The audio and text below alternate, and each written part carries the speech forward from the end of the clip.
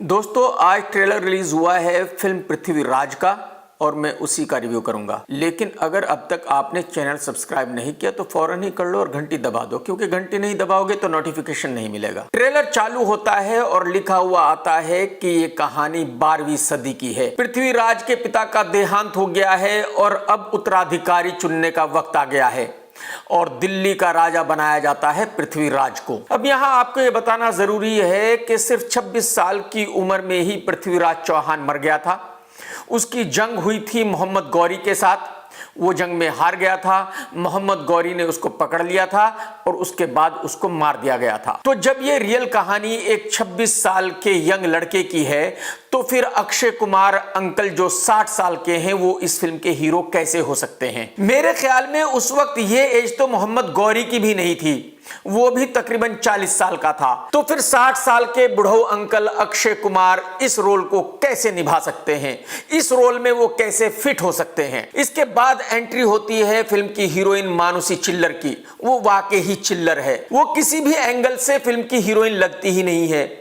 वो हंसती है तो खिजावनी लगती है। कहने का मतलब यह कि चिल्लर मैडम गरीब ज्यादा और राजकुमारी कम लग रही है। इस फिल्म में मानुषी चिल्लर रोल अदा कर रही है पृथ्वीराज चौहान की वाइफ संयोगिता का। आगे के 5-7 सीन जाते हैं जिनसे दिखाने की कोशिश की गई है कि पृथ्वीराज और संयोगिता में बहुत ही जबरदस्त इश्क हो गया था। अगर मैं यहां आपको यह बताने बैठूंगा कि पृथ्वीराज और संयोगिता का रिश्ता क्या था तो कुछ लोगों को बुरा लग जाएगा, तो मैं उस गली में जाऊंगा नहीं। अब सोनू सूद की एंट्री होती है और दिखाया गया है कि सोनू सूद हर वक्त पृथ्वीराज के साथ रहते हैं, यानी एक तरह से कहा जाए तो सोनू पृथ्वीराज के राइट हैंड है। राजकुमारी संयोगिता राजा जयचंद की बेटी थी और पृथ्वीराज जयचंद के घर में घुसकर जयचंद की मर्जी के बिना उसकी बेटी को भगाकर ले गया था। और जैसे कि मैंने कहा कि पृथ्वीराज और जयचंद रिश्तेदार थे, तो जाहिर सी बात है जब रिश्तेदार की बेटी को भगाकर ले जाएगा तो रिश्तेदार तो नाराज होगा ही। तो जयचंद बहुत ही नाराज हो गया था और जयचंद मोहम्मद गौरी के पास पहुंच गया था कि भाई मैं आपकी हेल्प करूंगा, आप दिल्ली पर हमला कर दो, पृथ्वीराज चौहान को हरा दो। मोहम्मद गौरी ने जयचंद के साथ मिलकर दिल्ली पर हमला बोल दिया और इस जंग में पृथ्वीराज की हार हो गई और मोहम्मद गौरी ने उसको पकड़ लिया। तो फिल्म की कहानी तो बस सिर्फ इतनी सी है जिस पर 2.5-3 घंटे की फिल्म बनाई गई है। अब प्रॉब्लम यहां यह है कि भाई पानीपत में और पृथ्वीराज में क्या डिफरेंस है? मुझे तो कुछ डिफरेंस समझ में आ नहीं रहा।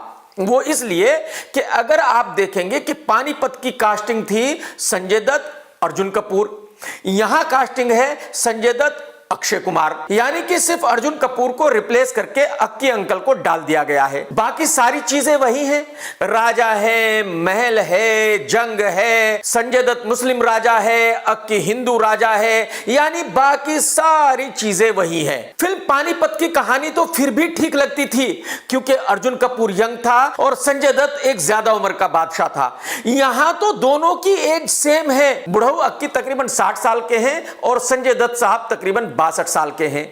इस उम्र में तो भाई साहब भागा तक नहीं जाता, इस उम्र में जंग कैसे लड़ी जा सकती है? अच्छा, जो रियल में संयोगिता पृथ्वीराज चौहान की वाइफ थी उसकी उम्र तकरीबन 18-19 साल थी। यहां मानुषी चिल्लर की उम्र भी 24 साल है। तो प्रॉब्लम यह है कि इस फिल्म की कास्टिंग करते हुए रियल कहानी को ध्यान में रखा ही नहीं गया है। और सबसे ज्यादा निगेटिव बात इस फिल्म के साथ क्या है, वो ये कि आज पब्लिक को अक्षय कुमार की असलियत पता चल गई है। आज पब्लिक को पता चल गया है कि अक्षय कुमार पैसों के लिए पान मसाला भी बेच सकता है। आज पब्लिक को पता चल गया है कि अक्षय कुमार धड़ाधड़ जो फिल्में अनाउंस कर रहा है सिर्फ माल बटोरने के लिए कर रहा है। अक्षय कुमार एक कैनेडियन है और जल्दी ही सारा माल लेकर उसने कनाडा निकल जाना है। तो जब पब्लिक को पता चल गया है कि अक्षय कुमार का असली चेहरा क्या है, अक्षय कुमार असलियत में कौन है, अक्षय कुमार तो इंडियन है ही नहीं, अक्षय कुमार की उम्र तो 60 साल है जबकि पृथ्वीराज चौहान सिर्फ 26 साल के थे, तो फिर पब्लिक अक्षय कुमार को पृथ्वीराज चौहान के रोल में कबूल कैसे करेगी? मुझे नहीं लगता कि ये कन्विंसिंग हो सकता है। मुझे नहीं लगता कि पब्लिक ऐसी झूठी फिल्म को देखना पसंद करेगी। फिल्म पानीपत में भी सेम यही था कि भाई संजय दत्त एक किसी बाहर के देश का राजा है और वो अर्जुन कपूर पर हमला करता है जो इंडिया का राजा है। यहां अर्जुन कपूर की जगह अक्षय कुमार को पकड़ के मार देता है। तो फिल्म का एंड वही है कहानी वही है। तो मेरी समझ में ये नहीं आ रहा है कि पब्लिक पानीपत को दोबारा क्यों देखेगी। तो दोस्तों मुझे ऐसा लगता है कि इस फिल्म का चलना मुश्किल ही नहीं नामुमकिन है। इस फिल्म का सुपर फ्लॉप होना तय है, गारंटी है। 99% तो मैं सही होता हूं, 1% फिल्म देखने के बाद रिव्यू में बात करूंगा। टेक केयर दोस्तों, जय हिंद, वंदे मातरम।